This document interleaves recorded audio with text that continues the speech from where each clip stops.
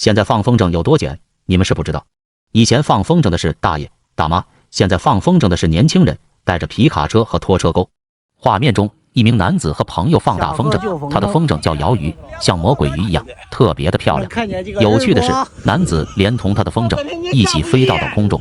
此时，男子在天上飞，他的朋友在地上笑。好几个朋友跨过了河道，去捞飞上天的男子，但他们也不担心男子的安全。男子绑着安全带，绳子还绑有地毛，挂在拖车钩上。也就是说，他们放手了，风筝也不会飞走，就是男子会在天上飘着，也掉不下来。你以为这是一场意外，实际上男子是故意飞上天的。他们还有很多大风筝，像鱿鱼风筝、领航风筝，放飞的时候都带人一起飞，这已经成为了一种娱乐项目了。不过，不是专业人员，我们还是不要轻易尝试，万一来阵大风，把人和风筝都刮走了，那就完犊子了。